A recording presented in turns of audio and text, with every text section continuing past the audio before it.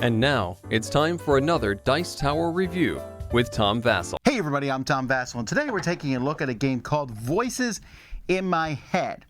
So what this game is, it's a wacky game of internal conflict in a court of law for 3 to 6 players. So you need at least 3 people to play this, and this is Guy. And he may look like a famous YouTuber who explains how to play board games, but no, it's Guy. Guy is a criminal, not a very smart one, and he's been caught. He's on trial. And you are going to play either a prosecutor or one of the conflicting voices in Guy's head. And I'm not talking about personalities per se, but think of it almost like Inside Out. You might be playing his guilt, or you might be playing his innocence, or you might be playing doubt, or whatever it might be. You're playing one of those with trying to accomplish a certain goal over the course of a trial. You want to have control over Guy's motor function so you can raise your hand when the prosecution asks you something, or not raise your hand. So how does that work? I don't think you've ever seen a game like this before, unless of course you go to Chuck E. Cheese. Let me show you. At the beginning of the game, each player is going to be given a role. The prosecutor is always in the game, and you can play with some basic roles like selfishness and honesty and deception. These cards will be in a game based on number of players, but the cards have a little icon down in the bottom, and so you can add all sorts of different roles that can be given to the game, but there are different types, and you want a certain number of types in the game. Some are going to want Guy to be innocent, some of them are going to want him to be guilty, some will want it to be undecided. They have very specific things here at the bottom, and your goal is to make those things happen. The prosecutor is always going to be in the game, and the prosecutor wants more juries to think that Guy is guilty than people who think that he is innocent. Each player who is not the prosecutor is going to get this little overview card, as well as 8 tokens in this piece here. The prosecutor is going to have those tokens also, but they're also going to have a shield and 2 decks of cards for each half of the trial. The prosecutor is going to have these cards in front of them. There's going to be 2 face up and then the pile, so they always have 3 cards to pick between. There's also 4 start of trial cards where you'll read some text about what's happening, and it will tell you how the jurors are going to start at the beginning of the trial. There's 6 different types of jurors: logical, judgmental, distracted, laid back, impulsive, perceptive. So in this particular one, the judgmentals already have a guilty token, the laid back have an innocent token, and they both have kind of a secret token here, an influence token, which could be guilty, innocent, or who knows, nothing really. And so there's a pile of these tokens that are used, and many times these tokens will be placed on different jurors. So as I said, there's 8 rounds in the game, and you're going to use 4 number 1 cards for the first half of the game, and you'll use 4 from the number 2 pile for the second half. So the prosecutor is going to pick from one of the 3 face-up ones, and they have a shield here hiding them, and there's a little hole here in the bottom of the shield. You'll slide it out so that all the players can see which icons are going to be affected for this card. After that happens, you'll read something that happens here. But before that, each player, starting with the in turn order is going to change as the game goes by. Even the prosecutor might be first some rounds. Players are going to try to influence Guy. This is done by a player placing one of their discs in Guy's brain, using this token to push it, like that, you can't flick it or anything, into one of the sections: planning, observation, speech, instinct, and motor skills. So each player can decide to go into different ones, or they can even go into the same one. Because if you keep going into the same one as future rounds go, it's possible that discs will fall off, which are given back to the player but turned face down so that they can't use them at that moment. You're trying to control different sections here, and whoever has the highest number in a section, so let's say these 3 discs were here, yellow has the highest.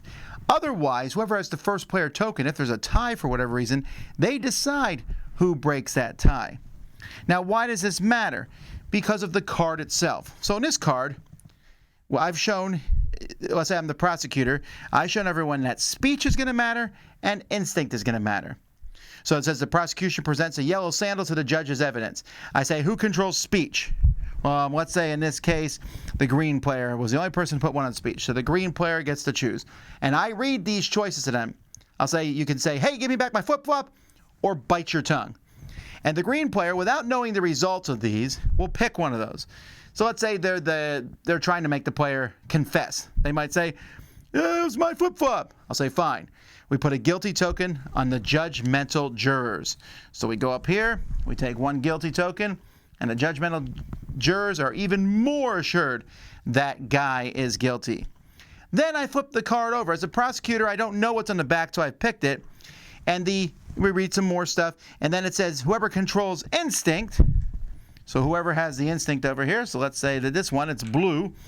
Blue gets to draw 3 of these influence tokens, the ones I showed you earlier, and put one on any juror and discard the others. And discarded tokens are placed face down here. So everyone's going to be putting tokens on here, which may or may not make tokens fall off. Then the card is run through.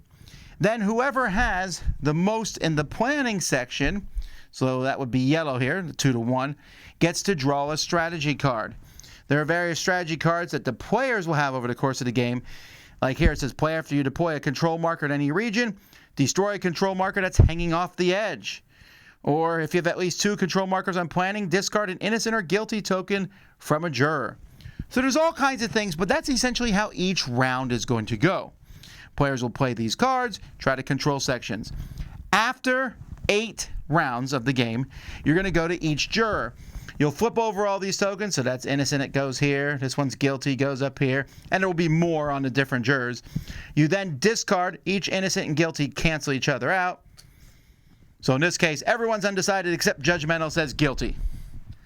And then you look at all the different cards. So courage, let's say you had courage. You need to have 3 or more people say guilty. And you need to have the most of your tokens destroyed or tied for the most. Righteousness says you need to have 3 more people say guilty and 1 or more of the jurors be undecided. Doubt, 2 or few say guilty and 2 or fewer say innocent. So it's possible for multiple people to win. In this case, the prosecutor wins. 1 person said guilty, no one said innocent. Everyone else was undecided. And that's how you play.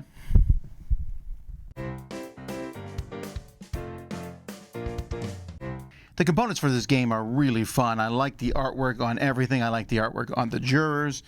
The shield here showing the prosecutor with all the people watching.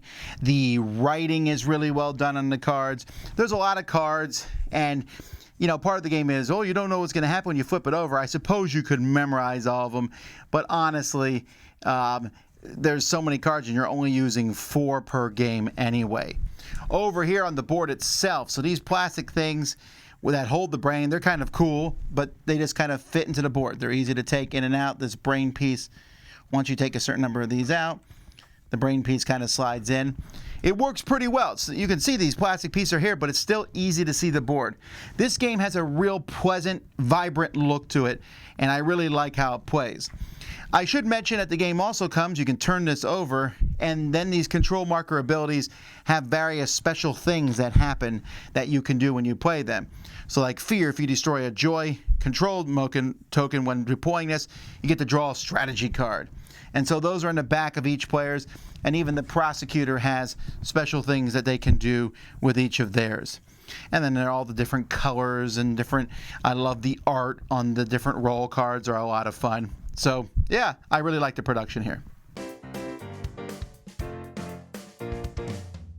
So there's a lot of things going on here. First of all, there is the pushing the discs. So you push these discs on in the first round, everyone has 1 disc. Second round, there's more discs out, and pretty soon they start falling off and knocking them off. That's been used in some board games before. It's an amusing thing, it's interesting, but it's kind of like a side note to the game itself. Then there's the which jurors are going to vote innocent or guilty. This is not the first game to do that in the past 12 months. We've had other law games come out. But this one has the secret objectives. Everyone has a different objective. Well, that's also not necessarily new, but this combination feels really fresh. Now, this is from Unexpected Games. They're trying to do things. This is run by Corey Kineska, who's designed some of the best games ever made. They're trying to do things differently. And it's really coming across that way.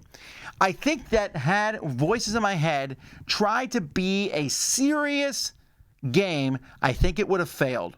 But because it's just wackiness, zaniness from the trial, like when they say, do you know this waitress? And guy can be like, oh, that's my girlfriend, or keep your mouth shut. And everyone is, as the prosecutor, you're trying to watch what everyone does and think, well, that person keeps seemingly pushing guy towards being guilty. So when I put my tokens, because the prosecutor doesn't ever control the areas, they're just trying to knock tokens off. I'm going to try to help that player and not other players. So there's a lot of that going on. But here's the thing. It's a funny story and all this stuff's cool, but you don't have a great deal of control. It also isn't a particularly long game. There are 8 rounds.